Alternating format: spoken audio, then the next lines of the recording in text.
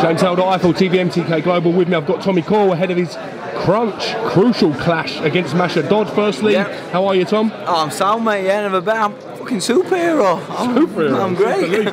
How did this sort of come about with Masha Dodd? Masha dressed as Batman today, yourself as Superman. Can you give us some information? Listen, I'm not going to come to the press conference and pretend I don't like Masha Dodd just to try and sell a fight. I've no need to. I actually genuinely like the kid. I'm a fan of Masha Dodd. I love watching his fights. He's my type of fighter. So obviously my manager manages Steve. My manager Steve manages Sean. He manages me. So I said, send me his number. We've always had a bit of banter on Twitter and stuff like that. I've wished him good luck and what have you. And I phoned him and I said, listen, I'm not going to sit on stage and pretend I don't like you to try and sell a fight. I said, everybody knows what they're going to get with us. I said, we're going to go in there and, have a tear up. I said, let's go fancy dress. He says, what should we go as? So he said about going as fancy dress. He wanted to go as Superman, but he couldn't because he's got no hair. So he's gone as Batman. And, I said, let's have the crack, let's make some memories. We've both got kids. I'm sure our kids, will like Superman and Batman growing up. And who can say that the dad was Superman, eh? You've been in some cracking fights. The fight with Luke Campbell, the Daniel Brazuela fight, the fight with Derry Matthews. Do you feel that this fight with Masha Dodd will relive them great moments to give you another great pinnacle moment? Not about relive. I think this is the relaunch. I really do. I can't see anything other than that Commonwealth around my waist, that Commonwealth title around my waist. I honestly believed in it. It's come full circle. Like when you sell your car and you've got a logbook and you've got all your service history on it.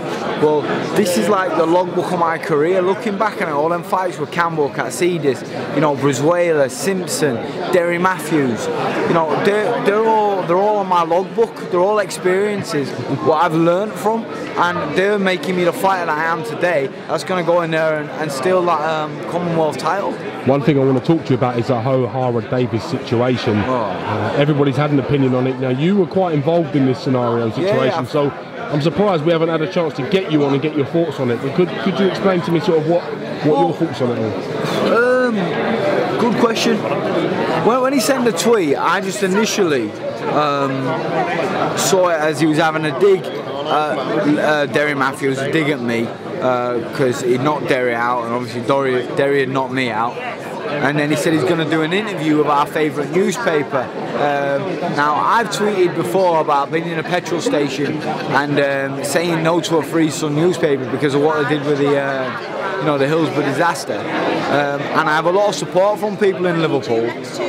So I just feel like it's the right thing to do to show them guys who support me respect for the Hillsborough disaster. So I tweeted a while back, which one Cracker's saying, got offered a Free Sun newspaper today, but turned it down, wiped my ass with it, or something like that, something along them lines. And it got a load of attention that I'd supported this, and I said, well, you lot support me, so it's the right thing to do. So when he'd said that, I just said, you know what, that's too far. I've never had any disagreements with him. I was just kind of penciled into fighting. But when he said that, I just thought, a bit like the Greco there. That's a shit move. That you don't speak about someone's lady. That's not right. And you don't speak about a disaster like that. Now, I've since seen his tweets that he didn't mean it, and maybe he didn't. Maybe he was just. What's the word I'm looking for? Maybe a little bit wet behind the ears, should we say. He didn't understand, the Hillsborough disaster itself. Because, in fairness to Ohara Davies, and I will back him on this one, the Sun had done a story about a gentleman who did some work for me, who, by the way, when I took him on, I knew about him. I knew he was a bit of a tearaway. Like, there are many tearaways in boxing. There are many tearaways in boxing. But then turn their life around and are a good mentor for children. So I brought him into the gym to help mentor the children and try and show them that, where he's been to where he's come. Then this guy started getting into a bit of trouble, and I asked him to leave the gym, and he did. And it just so happened that when he got into a bit of trouble further down the line because he'd slipped off track again, they brought my name into it, maybe because it makes for a bit of a story. The Sun newspaper.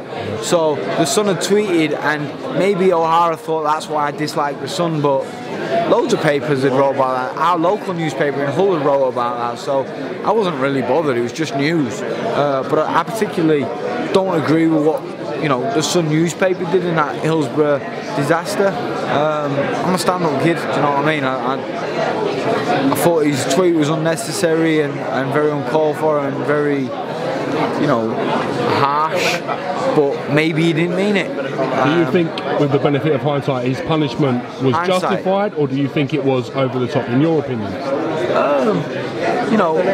Withdrawing from the show, I thought it was a good move. Disciplinary, wind your neck in, before you tweet things, just think. I've done it a few times where I've tweeted things and I thought, oh, I've dropped a clanger there because I didn't quite know the full score on it. But yeah, maybe it was a bit harsh, but he's used it. He's used it, to go with Frank and MTK, and I don't wish him any harm. I hope he goes on and does okay. I'm not interested in anybody else. As long as I'm okay, my two boys and my missus are alright, I'm happy. Still, potentially yourself and Ohara Davies in the future? Is that a fight that you would take? 100%, yeah. I don't think he's anything special. He can dig. So what? Michael Katsidis could dig. Luke Gamble could dig. Anybody can dig. I tell you what, he ain't got one of them what I've got inside me. And that's a heart. Quite finally, give me your prediction for the Mashadov fight. How do you see it ending? I think I'll get rid of him. I do. I'm on form, I'm on fire, I'm raring to go. Commonwealth title's mine. Tommy Coyle, great to get you on IFL TV. Thanks for giving me a bit of time, champ, and we'll catch you soon. No Thank you very much. Cheers, Thanks, Dad.